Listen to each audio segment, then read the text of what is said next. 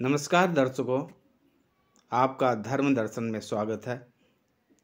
इस चैनल को like, subscribe एवं अपने मित्रों में शेयर करें। जय श्री कृष्णा, जय श्री राधे। हरिओम तत्सत, हरिओम तत्सत, हरिओम तत्सत।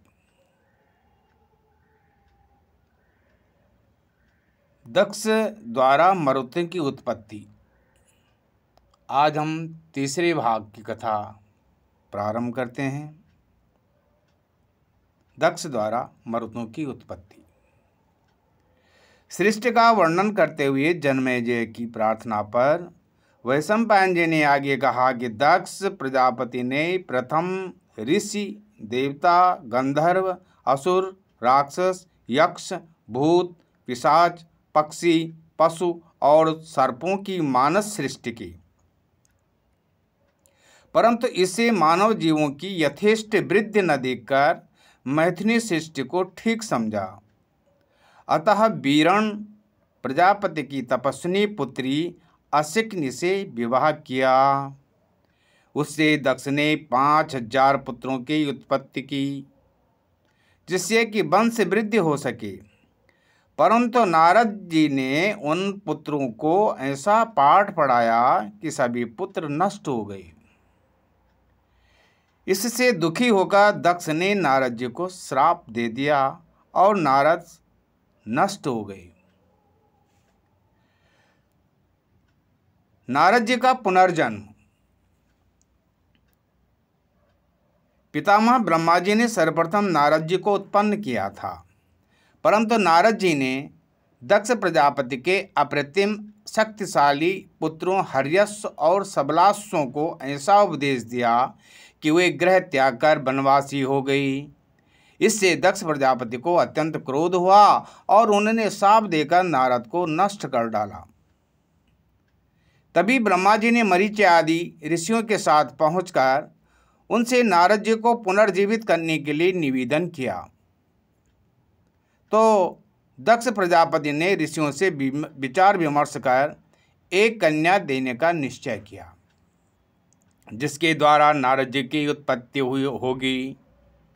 अतः दक्ष प्रजापति ने वह कन्या कश्यप के निमित्त ब्रह्मा जी को दे दी। दक्ष के शाप भय के कारण महर्षि कश्यप ने वह कन्या स्वीकार कर ली और उसी से नारद जी का पुनर्जन्म हुआ। दक्ष प्रजापति ने सबलाश्वों के नष्ट हो जाने के बाद अपनी पत्नी वीरणी के गर्भ से 60 पुत्रियों को उत्पन्न किया। उन पुत्रियों का कश्यप, चंद्रमा, धर्म तथा अन्य ऋषियों के साथ विवाह कर दिया।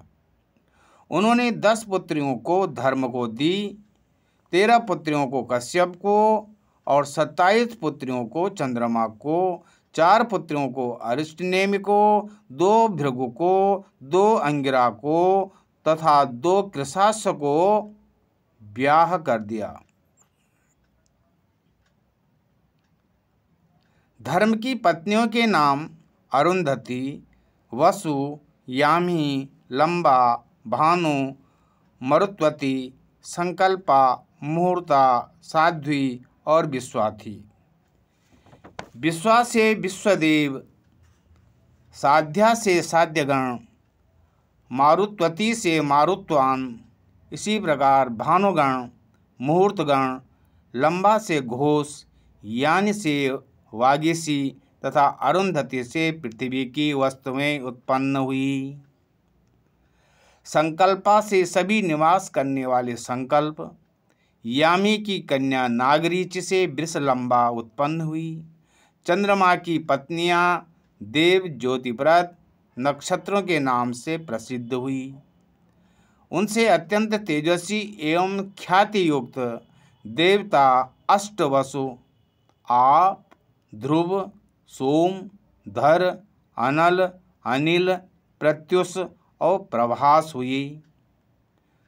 आपके 4 पुत्र वैडूर्य, शांत, श्रम और मुनि हुए। ध्रुव का पुत्र लोकनायक काल हुआ। चंद्रमा के पुत्र भगवान वर्चा हुए। धर के पुत्र शिशिर, प्राण और रमण हुए। शिवा के गर्भ से अनिल के 2 पुत्र मनोजव तथा अभिज्ञात गति हुए।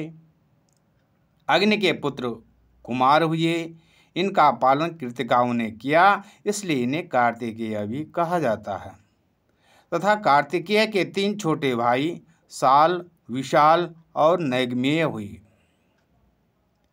प्रत्युष के पुत्र देवल, देवल के 2 पुत्र तपस्वी और क्षमाशील हुए। देवताओं के गुरु बृहस्पति जी की बहन योग सिद्धा तथा ब्रह्मचारिणी नाम की थी, जो 8वें वसु प्रभास की पत्नी हुई। इसी के गर्भ से प्रजापति विश्वकर्मा की उत्पत्ति हुई, जिन्होंने विश्व में सहस्त्रों प्रकार के शिल्प कला का विकास किया, जैसे अस्त्र शस्त्र, देवताओं के लिए आभूषण, विमान बनाना, रथ, वाहन आदि आदि। उन्हीं शिल्प कलाओं का अनुसरण कर आज भी असंख्य लोग जीविकोपार्जन करते हैं। सुरभि ने भगवान शंकर को प्रसन्न करके कश्यप ऋषि के द्वारा 11 रुद्र, हर, बहुरूप, त्र्यंबक, अपराजित, वृषाकपि, शंभु, कपर्दी, रेवत, मृगव्याध, सर्व और कपाली नामक पुत्र रूप में प्राप्त किए। जय श्री कृष्णा।